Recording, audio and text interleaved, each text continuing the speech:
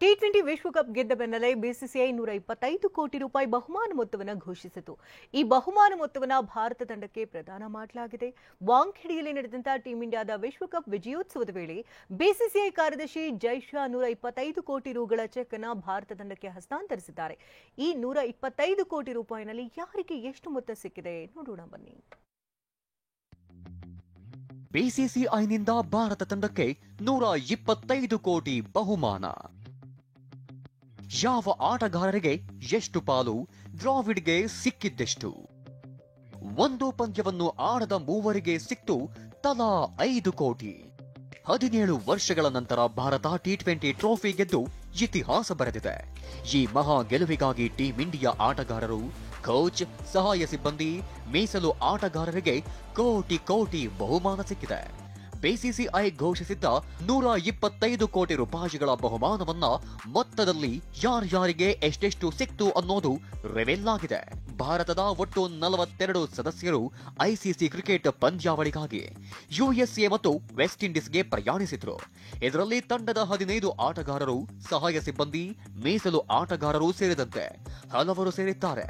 ಈ ಪೈಕಿ ವಿಶ್ವಕಪ್ನಲ್ಲಿ ಒಂದು ಪಂದ್ಯವನ್ನು ಆಡದ 3 ಆಟಗಾರರಿಗೆ ತಲಾ 5 ಕೋಟಿ ರೂಪಾಯಿ ಬಹುಮಾನವಾಗಿ ಸಿಕ್ಕಿದೆ. ರೋಹಿತ್ ಹುಡುಗರು ಸೇರಿ 42 ಸದಸ್ಯರಿಗೆ 125 ಕೋಟಿ ವಿತರಣೆ. ಬಿಸಿಸಿಐ ನೀಡಿದ ನಗದು ಬಹುಮಾನದ ಮೊತ್ತ 125 ಕೋಟಿ ರೂಪಾಯಿಗಳನ್ನ ಕೇವಲ ಆಟಗಾರರ ನಡುವೆ ವಿತರಿಸೋದಿಲ್ಲ. ಈ ಬಿಗ್ ಮೊತ್ತವನ್ನ 42 ಸದಸ್ಯರಿಂದ ರಚಿಸಿದ ಆಟಗಾರರು, ಕೋಚಿಂಗ್, ಸಹಾಯಕ ಸಿಬ್ಬಂದಿ, ಮೀಸಲು ಮತ್ತು ಇತರರಿಗೆ ವಿತರಿಸಲಾಗುತ್ತೆ. ಬಿಸಿಸಿಐ ವಿತರಣೆ ಮಾಡಿದ 125 ಕೋಟಿ ಮೊತ್ತದಲ್ಲಿ ವಿಶ್ವಕಪ್ನಲ್ಲಿ ಟೀಂ ಇಂಡಿಯಾದಲ್ಲಿ ಕಾಣಿಸಿಕೊಂಡ 15 ಆಟಗಾರರಿಗೆ ತಲಾ 5 ಕೋಟಿ ಸಿಕ್ಕಿದೆ. ಟೀಂ ಇಂಡಿಯಾದ ಮೀಸಲು ಆಟಗಾರರಾಗಿದ್ದ ರಿಂಕು ಸಿಂಗ್, ಶುಭ್ಮನ್ ಗಿಲ್, ಅವೇಶ್ ಖಾನ್ ಮತ್ತು ಖಲೀಲ್ ಅಹಮದ್ಗೆ ತಲಾ 5 ಕೋಟಿ ಸಿಕ್ಕಿದೆ. ಇನ್ನು ಭಾರತ ತಂಡದ ಮುಖ್ಯ ಕೋಚ್ ರಾಹುಲ್ ದ್ರಾವಿಡ್ಗೆ 5 ಕೋಟಿ ನೀಡಲಾಗಿದೆ. ಟೀಂ ಇಂಡಿಯಾದ batting coach Vikram Rathour, bowling coach Paras Mhambrey ಮತ್ತು ಫೀಲ್ಡಿಂಗ್ ಕೋಚ್ ಟಿ ದಿಲೀಪ್ ಅವರಿಗೆ ತಲಾ 2.5 ಕೋಟಿ ನೀಡಲಾಗಿದೆ. ಇನ್ನು team India physiotherapist Kamlesh Jain ಸೇರಿ 3 ತಲಾ 2 ಕೋಟಿ ಸಿಕ್ಕಿದೆ. ಇನ್ನು ಭಾರತ ತಂಡದ ಥ್ರೋಡೌನ್ ಸ್ಪೆಷಲಿಸ್ಟ್ ಕುಮುಟದ ಕುವರ ರಾಘವೇಂದ್ರ ದಿವಿಗೆ ಸೇರಿ 3 ತಲಾ 2 ಕೋಟಿ ದೊರೆತಿದೆ.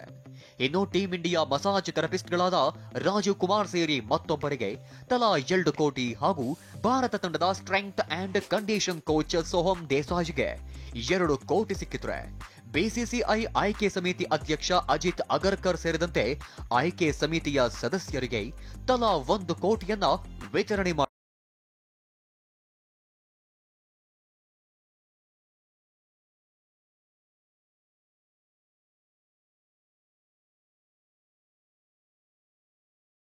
ಕಡೆಯಿಂದ 20.12 ಕೋಟಿ ರೂಪಾಯಿಗಳನ್ನ ಬಹುಮಾನ ಮೊತ್ತವನ್ನಾಗಿ ರೋಹಿತ್ ಹುಡುಗರು ಜೇಬಿಗಿಳಿಸಿಕೊಂಡಿದ್ದಾರೆ.